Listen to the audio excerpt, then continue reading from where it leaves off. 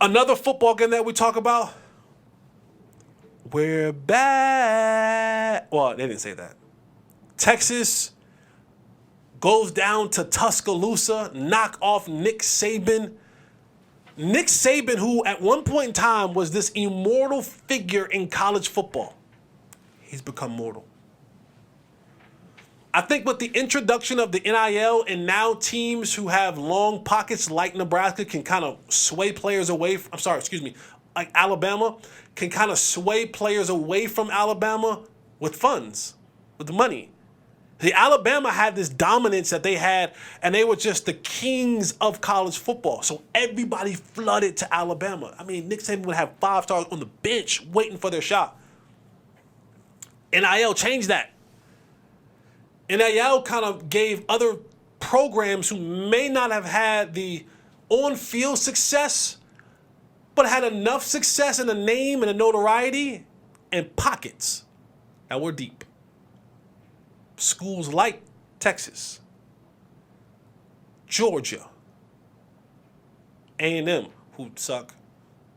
Sorry to my Aggies people. I just said that because my producer, Tay, you're Aggie, right? Your family likes the Aggies. Fire Jimbo Fisher. And they didn't owe Jimbo Fisher so much money to buy him out. Nobody has done less with more than Jimbo Fisher. Oh, my goodness.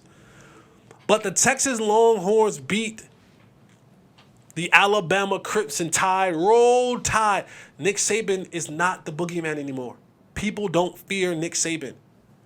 This was the first time that anyone has come into, well, the first time in a long time that an opposing team would come into Tuscaloosa and beat Alabama the way they got beat. Quinn Ewers refocused. One of my good friends is down there at Texas, running back coach, Tashard Choice. Quinn Ewers has refocused. Before, he was kind of like this. Quinn Ewers is one of those kids who just enjoyed what football brought.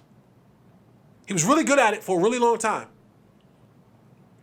And sometimes you get into these situations where you just really fall in love with, you don't really love the game, you love what the game brings. You love the notoriety. You love the publicity. You love the attention. But at times, you can sometimes lose yourself, and I get it. These kids are 17, 18, 19 years old, and the world is watching. You can lose yourself. But Quinn Ewers cut the mullet, lost about 20 pounds, looks like, before he looked country thick. Like a lot of Budweisers, Coors Lights, Miller Lights. What do they drink in the country? What do they drink in the country? I don't know. What's moonshine? What's the drink of Texas, like the state of Texas? Shiner. All that yeast. And he looked like he was stone cold, clack 2 beer cans together and just, boom, let him go. But he cut the mullet, lost the weight, got fit. I think competition helps that. You hear about Arch Manning coming to town, and you know what comes behind that. What's pushing, what the engine behind Arch Manning, you know what's coming behind that. That'll make you refocus. And he was dominant. 349 yards passing, 3 touchdowns. A.D. Mitchell, he threw 2 of them to him. I loved his celebration. A.D. Mitchell's a transfer from Georgia who had beat up on Alabama the last couple years. And he scores a touchdown and he kind of goes to the crowd. He goes, "Remember me? Y'all remember me? Yeah, I was in another uniform.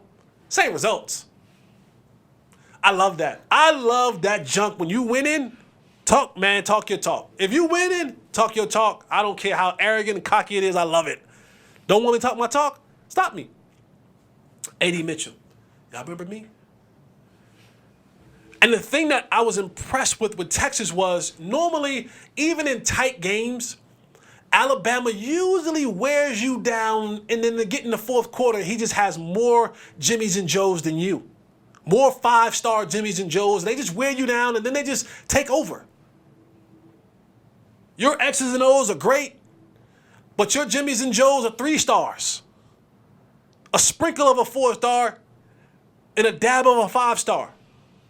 And Nick Saban will get you to the deep waters, and he goes, well, I got 5 stars upon 5 stars upon 5 stars. And his Jimmys and Joes, who have pretty good X's and O's, just take over. And Steve Sarkisian and the Texas Longhorns, they put up 21 points in the fourth quarter. They did to Bama what Bama does to other people. And that is the telltale sign that no one truly fears Nick Saban and his team anymore.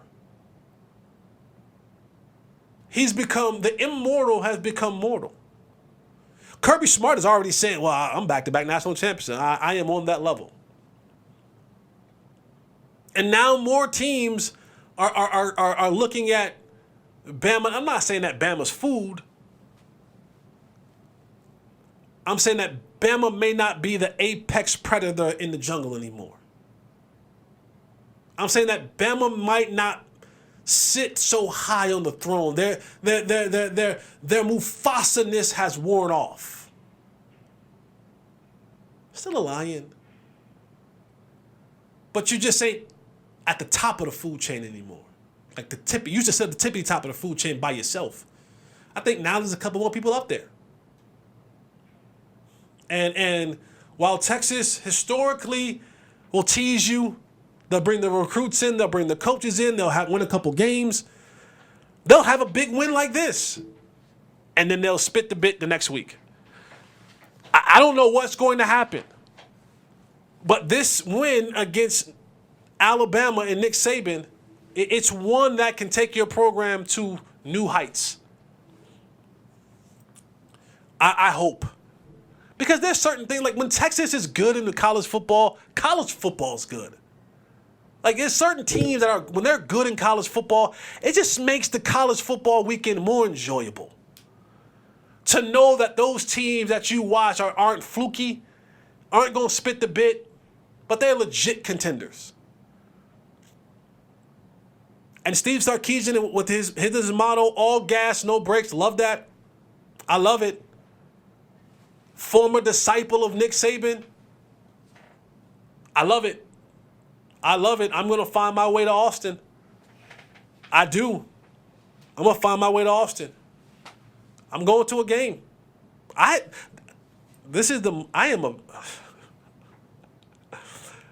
have turned into a bandwagon. Never in my life. I got Colorado Buffalo shirts. I done ordered the Dion glasses. I'm an honorary Buffalo. I'm going to Austin. I'm not putting up the hook sometimes. I ain't that mess for bandwagon. I ain't doing it down either. I'm not disrespecting and I'm not respecting. I'm there. I'm neutral. My guy Jody Camillus, my favorite coach in the league, is there. My brother Tashard is there. I'm not wearing a Texas shirt. I'll wear a white shirt. I'm neutral. Because white could go for Carolina too. But boy, I'm jumping on everybody's team. But shout out to the Texas Longhorns for knocking off Alabama. We'll see what happens, man. I want to see this team continue on the path of greatness. Don't lose yourself in the moment of we beat Bama. That's not the world. And I love Quinn Ewers when they kind of lobbed it up a little bit to him to kind of give the whole we're back type thing at the end of the game. And he just said, yeah, it's just one game. We got to get ready for the next one. I like that. That shows me maturity. That shows me refocus. So kudos to Quinn Ewers and the Texas Longhorns football team. All gas, no brakes.